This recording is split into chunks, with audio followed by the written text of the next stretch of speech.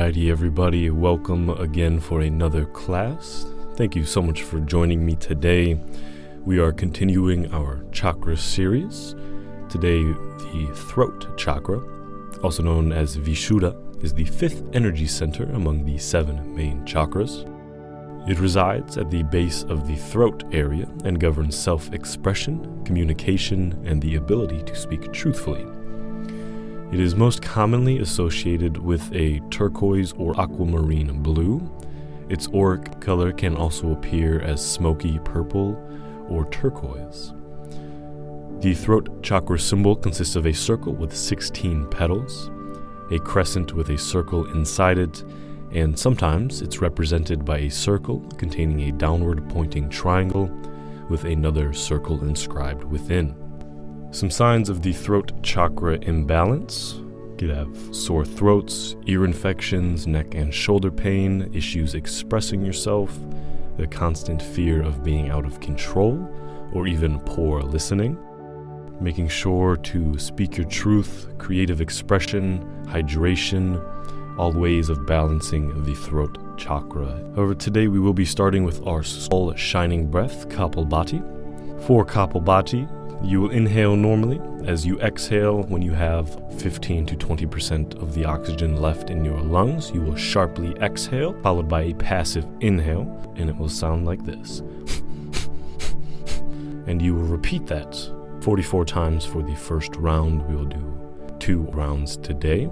And on your breath out, you will start.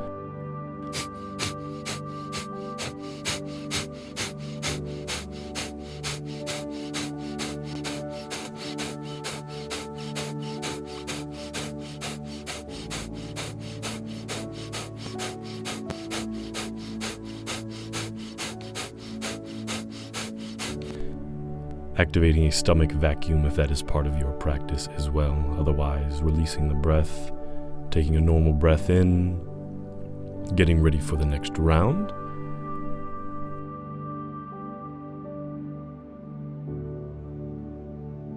As you exhale, getting right into the next one.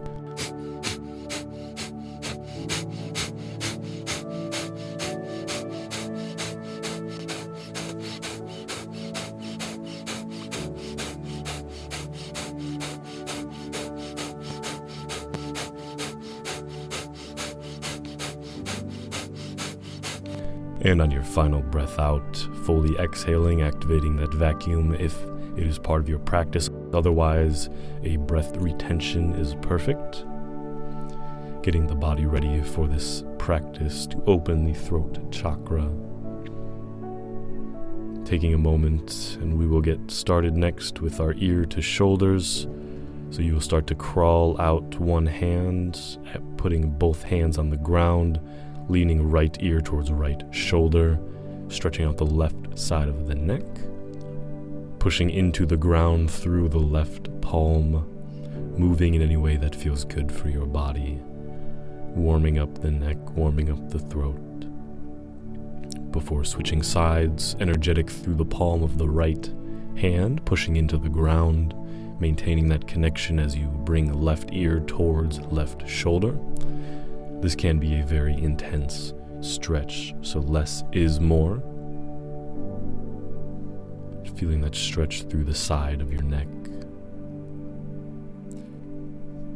You can rock the head a little forward and backward if you'd like a little more intensity as well. Otherwise, breathing in, lifting straight up, exhaling, folding forward. Whether you're on your knees like me or cross-legged, either is perfect for this. Stretching throat towards the ground, forehead on the ground, hands reaching in front of you.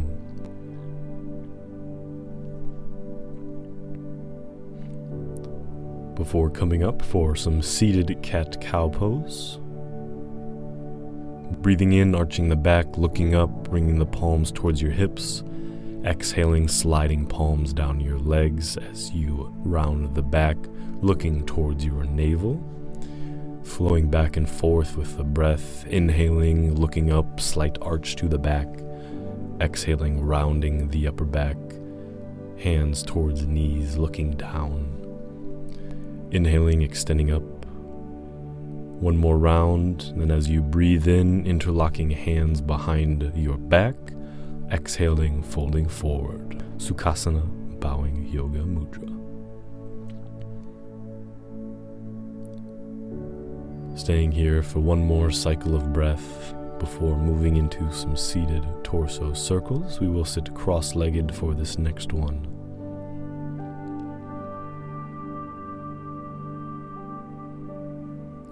And moving forward and to the side. Breathing in, coming back, breathing out, rocking forward, hands on knees. Breathing in, coming back, breathing out, rolling forward and to the right. Breathing in, left and back. And reversing, breathing in, coming back, breathing out, rocking a circle to the left. Inhaling, coming up to the right.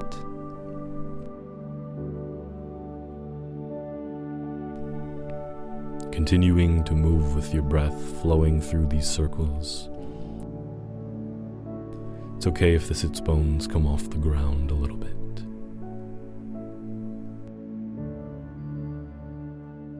Finishing up one more round, we will then be heading into Sphinx pose.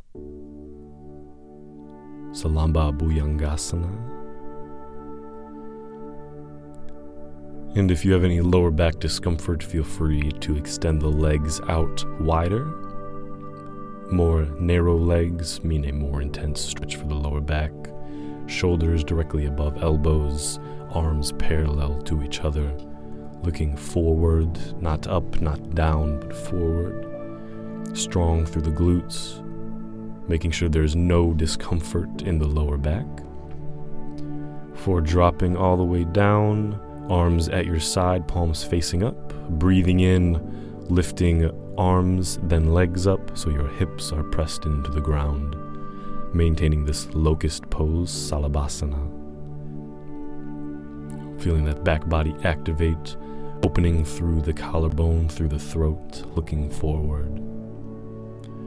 Before dropping down, coming to our one-legged bow pose. Left arm straight out in front of you, right arm reaching back to grab right foot. Strong through the glutes, especially the right glute, pressing into the ground, stretching through the front of that quad muscle, through the hip flexors. Left arm can stay straight, or you can use it as a cushion for your head if you'd like as well. Maintaining alignment here, flowing with your breath, smooth, steady breaths. And on your next breath in, lifting everything up, left arm, left leg, right knee lifting up for a half bow pose.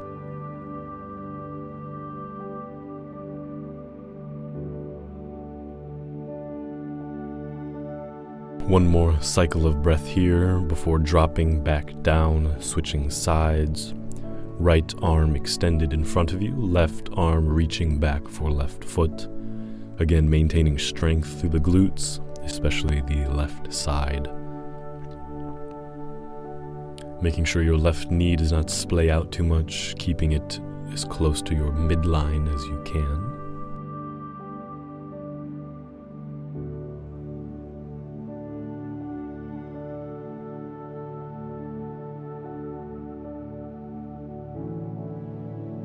And on your next breath in, lifting it all up for half bow pose. Right arm, right leg lifting up, pointing your toes, keeping your left knee in.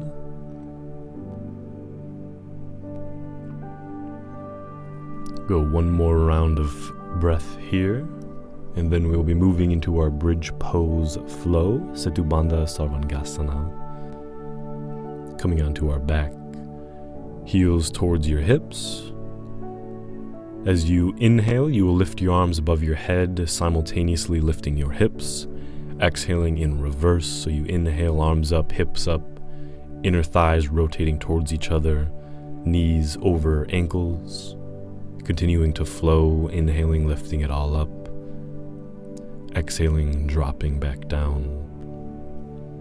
Flow one more time before coming to our fish pose. Forearms underneath you, elbow under shoulder, head reaching back towards the ground. Feel free to place a block under where your head would be.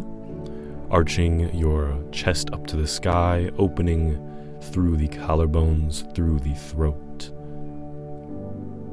Opening yourself to the universe. Flowing energetically. And on your next breath out, we'll move into our upward plank pose. Breathing in, lifting the hips up, trying to reach the soles of your feet towards the ground, fingertips pointing towards your feet. Straight line from feet to shoulders. 2 more cycles of breath here. Slow, smooth, steady breaths. Before dropping into staff pose, Dandasana, just dropping those hips, hands to your sides. Energetic through the crown of the skull, lifting up through the top of the head.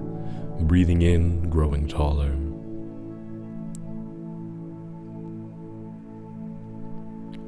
And 1 more cycle of breath here before we will moving into our Adho Mukha Svanasana, our flip the dog pose. So on your breath in, moving into our reverse tabletop position, breathing in, pushing into the heels, lifting the hips up, right arm reaching up and over the head, left arm strong in the ground, wrist underneath the shoulder, slight twist, opening up to the side.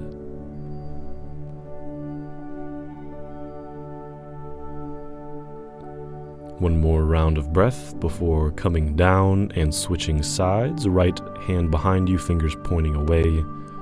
Lifting into the heels, lifting up the hips. Left arm up and over your head. Maybe rotating and twisting towards the right side.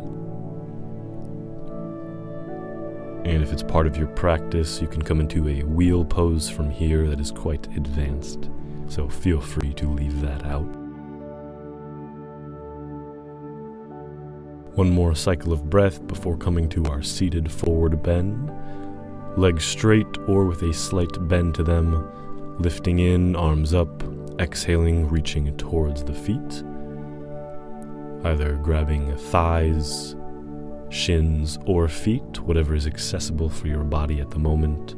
Paschimottanasana, seated forward bend.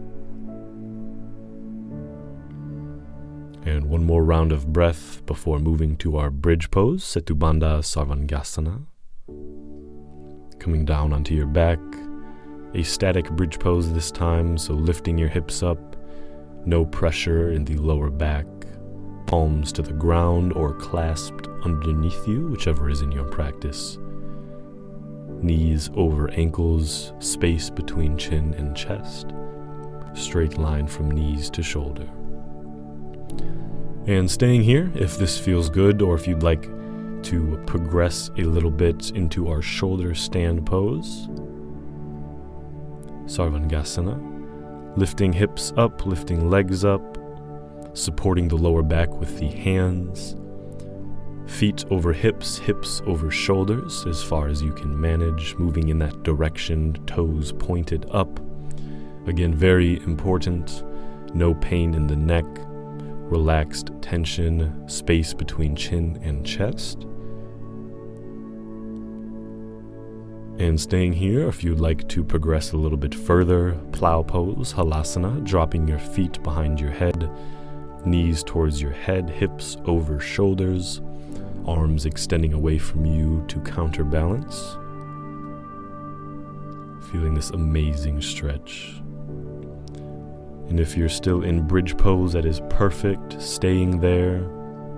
On our next breath out, we will unwind 1 vertebrae at a time, coming to the ground. Moving into our reverse tabletop pose, Ardha Purvottanasana. Fingertips pointing towards the heels, lifting up. Ankles underneath knees. Again, upper thighs energetic towards each other. Hips, glutes strong, straight line from shoulders to knees. Nice little counter stretch for us. Before coming down, coming onto your shins, onto your heels. Breathing in, lifting up tall, hands on your lower back. Exhaling backwards into camel pose. Ustrasana, variation 1.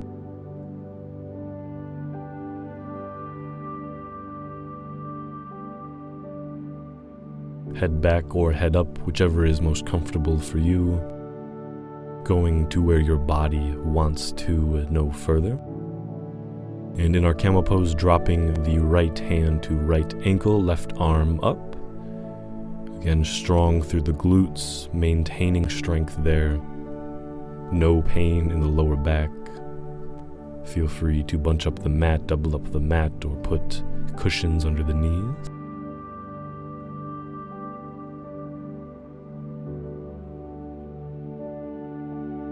And from here, moving into our wild thing pose, right leg bent, left leg straight. So our wild thing pose, knee to floor, right arm on the ground, left arm above, stacking shoulders, opening up.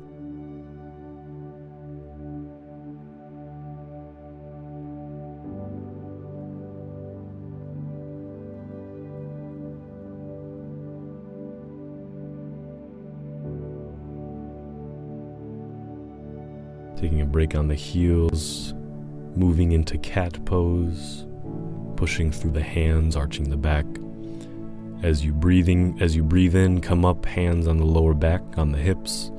Exhaling, leaning backwards, pushing into the glutes, going as far as is comfortable, which might be further than me, it might be less than me.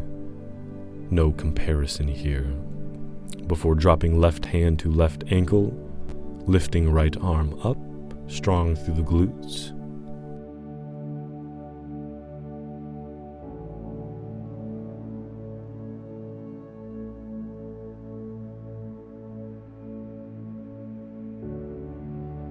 And one more cycle of breath here before moving into our wild thing pose, knee to floor variation, Kamatkarasana variation. Left leg stays bent at a 90-degree angle, right leg straight and back, left arm underneath you, left shoulder over left wrist, right arm stacking up. Breathing into that side body.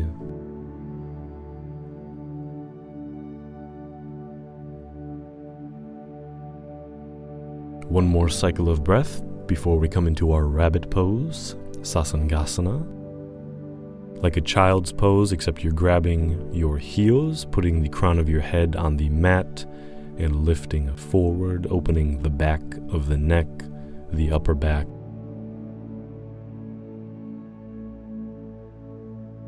Arms straight, breathing space to where you feel the stretch.